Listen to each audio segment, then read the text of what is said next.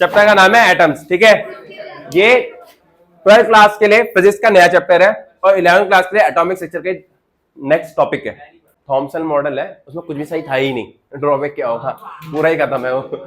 Thompson model में क्या बोला था कि जो न्यूक्लियस है ना, न्यूक्लियस पॉजिटिव चार्ज है पूरा, ठीक है, और उसमें इलेक्ट्रॉन्स इम्बेडेड है। जैसे तुम्हारा वाटरमेलन होता है ना, वाटरमेलन में क्या है, पूरा वाटरमेलन होता है, उसमें बीज इम्बेडेड होते हैं। उन्होंने बोला जैसे वाटरमेलन के अंदर पूरा वाटरमेलन तुम्हारा जो रेड पार्ट है उसका पॉजिटिव चार्ज हो गया, इलेक्ट्रॉन्स क्या है उसमें नेगेटिव चार्ज है। और जैसे प्लम कि पूरा पॉजिटिव चार्ज है और नेगेटिव चार्ज में इन्वर्टेड है, इसमें क्या करा गया है, इसमें पॉजिटिव चार्ज को बहुत बड़ा दिखाया गया। जैसे वाटरमेलन के अंदर रेड पार्ट बहुत ज्यादा होता है और जो इलेक्ट्रॉन्स होते हैं काफी कम होते हैं, पर एक्चुअली जो रियल मॉडल है उससे बहुत ही ज्यादा गलत है ये। रियल मॉडल में क्या है, न्यूक्लियस बहुत बड़ा होता है छोटा होता है, मोस्ट ऑफ द एटम जो होता है ना एम्प्टी होता है। तुम न्यूक्लियस की औकात समझो, न्यूक्लियस की औकात इतनी है कि अगर पूरा एटम फुटबॉल ग्राउंड है ना, तो न्यूक्लियस उसके आगे बस एक टेनिस की बॉल के बराबर है, इतनी औकात है न्यूक्लियस की। पूरा एटम इतना बड़ा ग्राउंड हो गया और न्यूक्लियस इतना उसमें इतना छोटा सा है, समझ रहे हो। तुम ये समझना, जो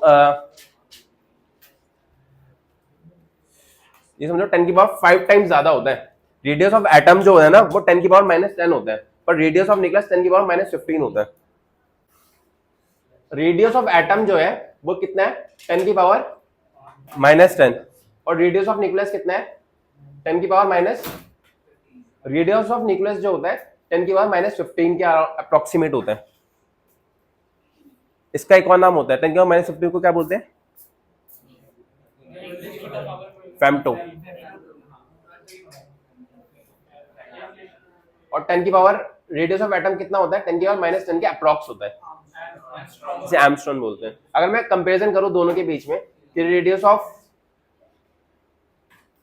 atom divided by radius of,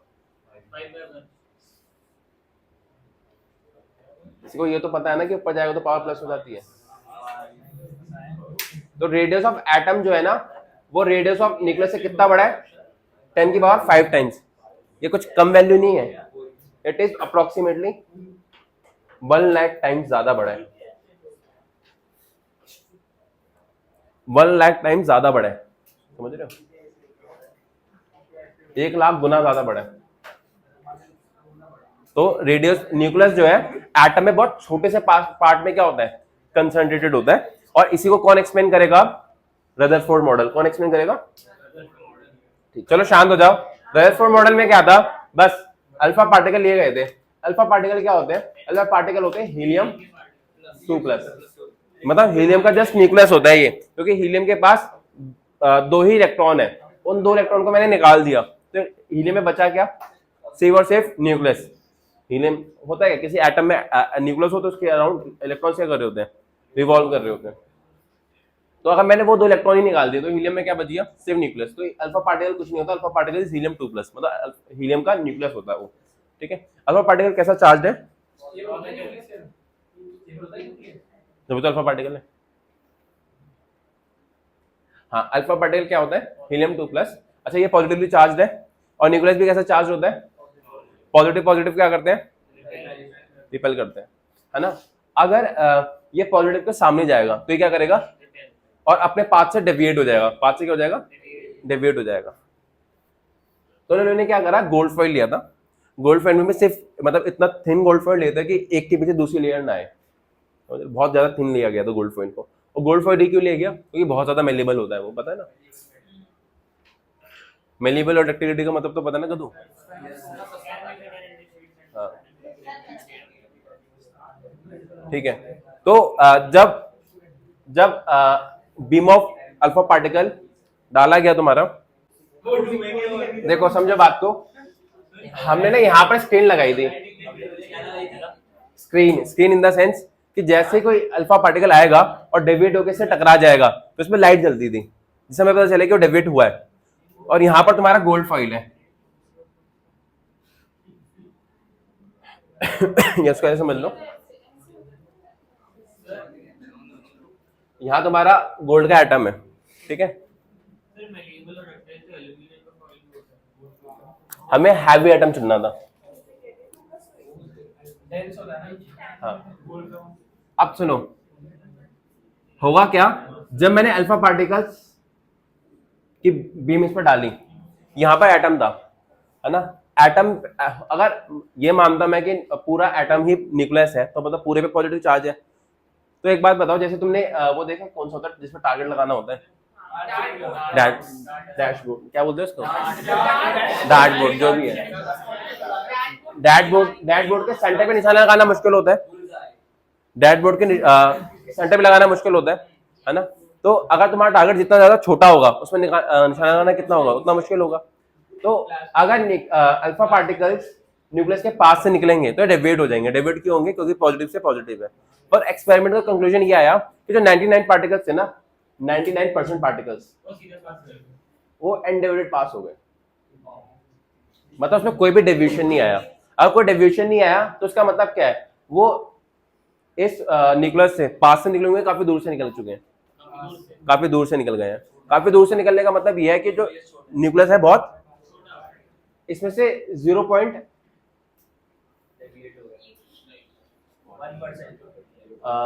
less than 1% particles थे जो डेविएट हो गए, ठीक है। और ऑलमोस्ट 10,000 में से कोई एक पार्टिकल था जो 180 से बाउंस बैक कर गया। 10,000 में से एक पार्टिकल कोई ऐसा था जो बाउंस बैक करा। बाउंस बैक कब करेगा, 20,000 था।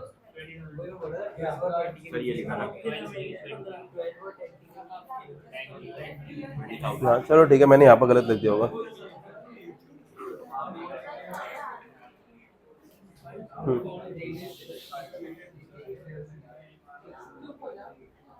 देखो ऐसा था कि 8,000 में से एक पार्टिकल था जो 90 डिग्री से डेविएट हुआ, और 20,000 में से कोई एक पार्टिकल था जो 180 से डेविएट हुआ। 180 से डेविएट होने का मतलब ये है कि न्यूक्लियस बिल्कुल सामने के जाए, बिल्कुल बिल्कुल न्यूक्लियस के सामने आकर टकराएगा, तब जाके क्या होगा, 180 से डेविएट होगा। और 10,000 में एक, 20,000 में एक पार्टिकल बहुत ज्यादा है, बहुत कम है। इसका मतलब जो तुम्हारा टारगेट पार्ट है वो बहुत छोटा है। तो इसी से हमारा कंक्लूजन आया, तो जो रदरफोर्ड ने कंक्लूड क्या करा, कंक्लूजन तो ये सब थे चार कि मोस्ट पार्टिकल्स 99% पार्टिकल डेविएट पास हो गए, 0.14% पार्टिकल्स 1 डिग्री से डेविएट हुए, एक 8,000 में एक पार्टिकल था जो 90 से डेविएट हुआ, और 20,000 में एक पार्टिकल था जो 180 से डेविएट हुआ, ठीक है। और कंक्लूजन क्या, मतलब इसके रिजल्ट्स क्या है, आउटकम्स क्या निकाल सकते हैं हम इससे, कि जो मोस्ट ऑफ द मतलब एटम है वो एम्प्टी है, उसमें न्यूक्लियस जो है, जो पॉजिटिव चार्ज है बहुत कंसंट्रेटेड अमाउंट में प्रेजेंट है, ठीक है। और इलेक्ट्रॉन इसके आसपास क्या कर रहे हैं, रिवॉल्व कर रहे हैं, ठीक है। पर गलती ये कर दी रदरफोर्ड ने, गलती ये हुई रदरफोर्ड से कि रदरफोर्ड ने बोला कि जो इलेक्ट्रॉन्स रिवॉल्व कर रहे हैं ना, वो किसी भी ऑर्बिट में कर सकते हैं, एक्सिलेट पार्ट में, वो किसी भी ऑर्बिट में कर रहे हैं, मतलब वो ऑर्बिट कोई सा भी हो सकता है। इन द सेंस अगर तुम्हारा ये न्यूक्लियस है, न्यूक्लियस के हो सकता है वो इतना छोटा ऑर्बिट हो सकता है जस्ट, मतलब ऑर्बिट कोई सा भी हो सकता है। ये गलती हो गई रदरफोर्ड से, है ना। और इसको बोर ने बहुत चालाकी से ठीक करा, है ना। मैं बोला था बोर को मत करे ऐसा, पर फिर भी मानता नहीं है। हाँ हाँ चाय, ये बैठे थे पिज्जा पार्टी में बैठे थे। हाँ। अब देखो ये कंक्लूजन समझ आ गए, रिजल्ट क्या आए थे इसके, कि जो भी 99% पार्टिकल थे वो एनडेविएट पास हुए, 0.14% पार्टिकल्स 1 डिग्री से डेविएट हुए, और 8,000 में एक पार्टिकल था जो 90 डिग्री से डेविएट हुआ, और 20,000 में एक पार्टिकल जो, और इससे हम क्या रिजल्ट निकाल पाए कि most of the atom is empty, and जो न्यूक्लियस है वो कंसंट्रेटेड है बहुत छोटी सी जगह पे, ठीक है।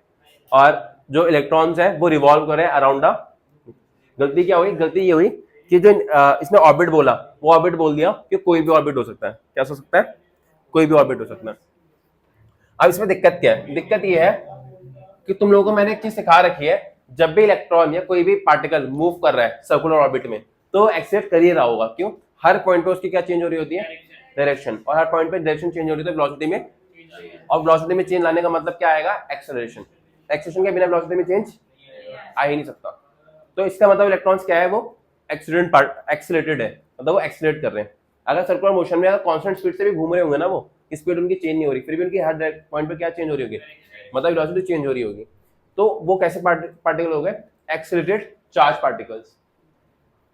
और यहाँ पर एक दिक्कत आती है, जो एक्सीलरेटेड चार्ज पार्टिकल्स होते हैं ना, वो एक एनर्जी जनरेट करते हैं जिसको बोलते हैं ईएम वेव। और चैप्टर के स्टार्टिंग में बताया था मैंने डुअल नेचर के कि ईएम वेव क्या होता है, एक टाइप की वेव होती है इलेक्ट्रोमैग्नेटिक वेव, जिसमें इलेक्ट्रिक फील्ड एक हाथ पे होती है मैग्नेटिक फील्ड, और मैं वेव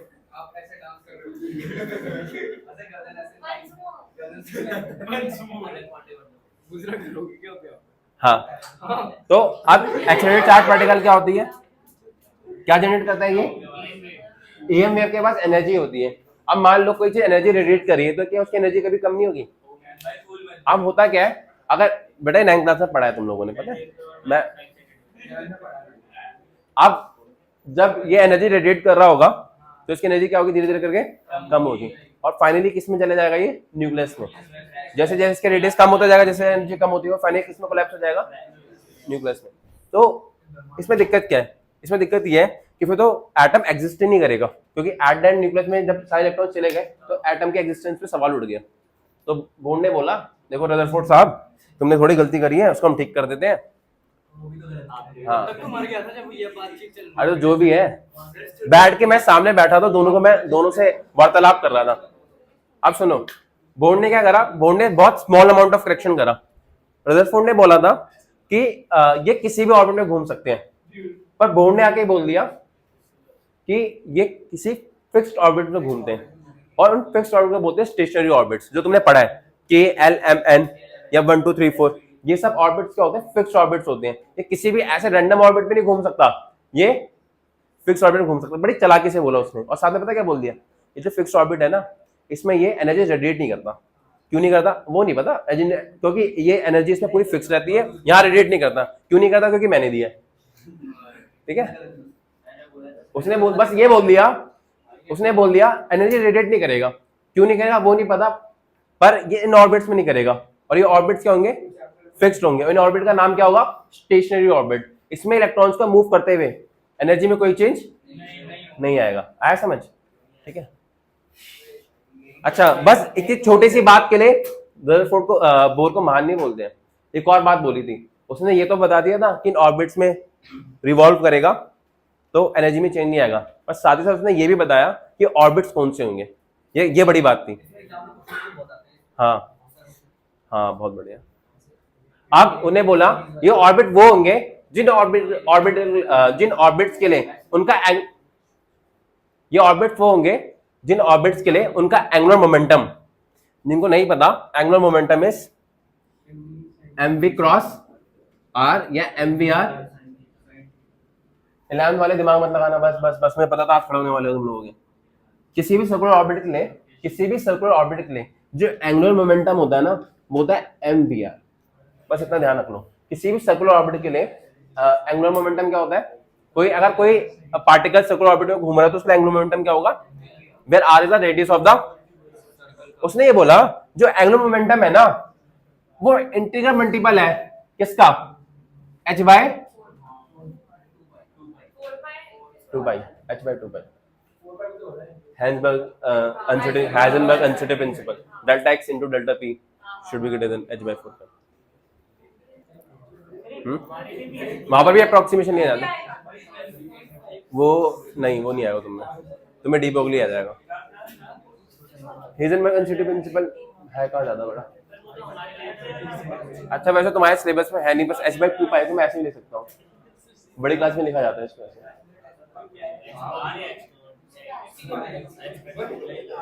हाँ तो उसने क्या बोला, बोर्ड ने बोला कि भैया जिन ऑर्बिट्स को मैं बताऊंगा उसी ऑर्बिट में घूमता है ये ऑर्बिट फिक्स्ड है, ऐसे रैंडम ऑर्बिट में नहीं घूमता, समझ रहे हो। और इन ऑर्बिट्स की एनर्जी क्या है, फिक्स्ड है, और इन ऑर्बिट्स का नाम क्या होता है, स्टेशनरी ऑर्बिट्स। मैं कैसे डिसाइड करूंगा कि कोई ऑर्बिट स्टेशनरी ऑर्बिट है या नहीं है, उस ऑर्बिट का angular momentum that is mvr। Angular momentum क्या है, mvr। ये इंटीग्रल मल्टीपल होना चाहिए किसका, h बाय।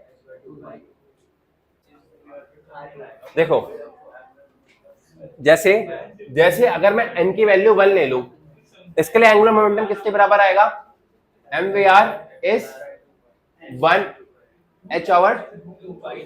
अगर n इक्वल टू 2 ले लूं थ्री ले लो तो 3 से मल्टीप्लाई, बस ये होना चाहिए। जिसके लिए एंगुलर मोमेंटम h/2 के इंटीग्रल मल्टीपल में आ जाए, उन ऑर्बिट में इलेक्ट्रॉन क्या कर सकता है, रिवॉल्व कर सकता है। उन ऑर्बिट्स का नाम क्या होगा, स्टेशनरी ऑर्बिट्स। उन ऑर्बिट्स में इलेक्ट्रॉन की एनर्जी वेरिएबल होगी, फिक्स्ड होगी। आ गया समझ? अच्छा, बोर के साथ भी दिक्कत थी। दिक्कत क्या हुई, बोर ने जो मॉडल दिया ना, पहली बात लिमिटेशन क्या थी इसकी कि ये मल्टी इलेक्ट्रॉन सिस्टम में ट्रू नहीं था। मल्टी है या ये इलेक्ट्रिक फील्ड मैग्नेटिक फील्ड में होता है, स्टार इफेक्ट जी में है। हाँ हाँ, ये तुम्हें पता होना चाहिए कि angular momentum is just mvr. ये पता होनी चाहिए, ये वाला पॉस्चर जरूरी है, ये भी यूज भी करूंगा। कोई दिक्कत क्या परेशानी? हाँ, अब आगे पढ़ो। अब क्या है, अब लिमिटेशन क्या हुई इसकी? सबसे पहली लिमिटेशन तो ये हुई कि इसे true the single electron species पे या hydrogen like atom. Hydrogen like atom बोलने का मतलब ये है कि हाइड्रोजन में क्या होता है, एक प्रोटॉन एक, मतलब जो भी सिंगल इलेक्ट्रॉन स्पीशीज होगा ना उस समय ट्रू होगा। सिंगल इलेक्ट्रॉन स्पीशीज हाइड्रोजन के अलावा तो कोई और नहीं है, तो बाकी कैसे बनाता हूं, जैसे हाइड्रोजन हो गया, दूसरा क्या हो गया, हीलियम प्लस, क्योंकि इसमें 2 इलेक्ट्रॉन एक निकाल दिया तो 1 इलेक्ट्रॉन बन गया, लिथियम, इन सब में ट्रू होगा। मल्टी इलेक्ट्रॉन सिस्टम में ट्रू। सेकंड, अभी 11th वालों को समझ नहीं होगा, बस समझ लेना या याद कर लेना, अभी बाद में समझा दूंगा। It can not explain absorption and emission spectrum. Absorption and थोड़ा समझा देता हूँ कि होता क्या है। किस किस को पता है 12th वालों में अब्जॉर्प्शन और एमिशन स्पेक्ट्रम क्या होता है, बताओ? है आप बता दो ना, पता है। और कोई किसको पता है? अब मैं तुम्हें समझा देता हूँ होता क्या है। जैसे तुम्हारे हाथ में फिंगरप्रिंट्स होते हैं ना, जैसे तुम्हारे हाथ में फिंगरप्रिंट्स होते हैं, वैसे हर एक एटम के लिए उसका अब्जॉर्प्शन और एमिशन स्पेक्ट्रम होता है जो उसके लिए यूनिक होता है। जैसे मैं तुम्हारे हाथ के फिंगरप्रिंट से पर्सन आइडेंटिफाई कर सकता हूँ ना, पर्सन को आइडेंटिफाई करा जा सकता है, वैसे ही किसी एटम के अब्जॉर्प्शन एमिशन स्पेक्ट्रम और जस्ट लाइक फिंगरप्रिंट्स, उससे एटम डिसाइड हो पाता है कि कौन सा है ये। ठीक है, आप समझना होता क्या है। होता ये है कि ये समझो कि मान लो तुमने एक गैसियस एटम को एक डब्बे में डाल के रख दिया। किस में डाल के रख दिया? डब्बे में डाल के रख दिया। अब तुमने क्या करा, इस एटम से लाइट पास कराई। कौन सी लाइट पास कराई? White light. कौन सी लाइट पास कराई? व्हाइट लाइट पास कराई। अब मैं डब्बे में जो एटम है उनको क्या दे रहा हूं? एनर्जी दे रहा हूं। क्या दे रहा हूं?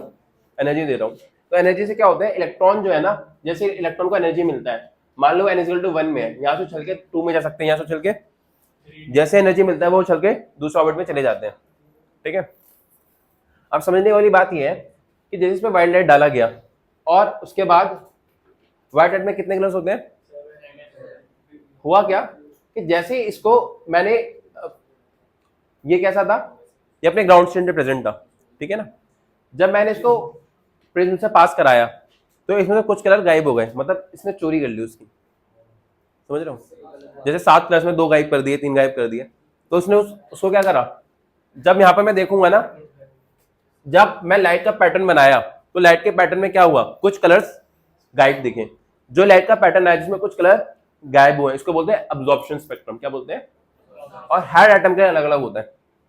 ठीक है, इसमें दिक्कत कोई परेशानी? व्हाइट लाइट है, तूने तो चैप्टर पढ़ रखा है पहले भी है।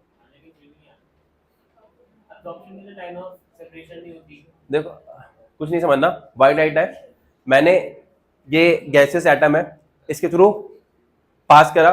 जब इसके थ्रू पास करा उसके बाद क्या हुआ कि जब मैंने इस लाइट को व्हाइट लाइट के थ्रू पास करा तो क्या हुआ कि व्हाइट लाइट में से कुछ कलर गायब हो गए। इसका मतलब कलर किसने लिए होंगे? एटम्स ने। तो जो कलर गायब हुए ने जब मैंने यहाँ पर बनाया, तो जो कलर गायब हुए थे और जो कलर्स बचे हुए थे उसका एक स्पेक्ट्रम बनेगा। जैसे 7 कलर्स यहाँ पर ड्रॉ कर दिए, उसमें से कुछ कलर जहां पर गायब हो उसकी जगह ब्लैक आ गया, उसको क्या बोला मैंने? इस एटम के लिए वो अब्जॉर्प्शन स्पेक्ट्रम है। क्या है? Absorption spectrum. अब इसको मैंने एनर्जी दे रखी है।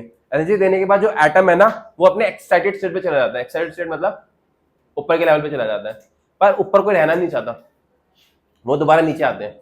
अब समझना, जब ये नीचे आएंगे ना, समझो मान लो इसे नीचे से ऊपर जाने का एनर्जी चाहिए, पर ऊपर से नीचे आने के लिए इसे एनर्जी देनी पड़ती है, लूज करनी पड़ती है। तो जो इसने लाइट चौड़ाई है ना उसको वापस करेगा। हाँ, जब मैं ये जो है ना ये अभी ग्राउंड स्टेट पे था, बट जब मैंने इसे एक्साइटेड स्टेट पे रखा, अब ये खुद ही लाइट क्या कर रहा है, एमिट कर रहा है। और जब लाइट एमिट करा इसने, जब जो स्पेक्ट्रम बना उसको बोलते हैं एमिशन स्पेक्ट्रम। क्या बोलते हैं? अच्छा, पता क्या है, अच्छे बताऊंगा, कोई बताता नहीं ज्यादा। अब्जॉर्ब स्पेक्ट्रम में जो लाइट इसने चुराई थी, एमिशन स्पेक्ट्रम में वापस करेगा। उसके अलावा वो लाइट भी वापस करेगा जो इसने चुराई नहीं है, एक्स्ट्रा लाइट भी वापस आएंगी। मैं बताऊंगा उस टाइम जब मैं आगे पढ़ूंगा। हाँ, मान लो यहाँ से 3 कलर गायब हुआ, यहाँ से 3 कलर गायब हुआ, तो यहाँ 3 कलर तो दिखेगा, उसके अलावा 1-2 एक्स्ट्रा और आते हैं। ये समझाऊंगा क्यों आते हैं। ये समझ आया? कोई दिक्कत, कोई परेशानी? अरे क्यों ऐड होंगे बताऊंगा ना बेटा।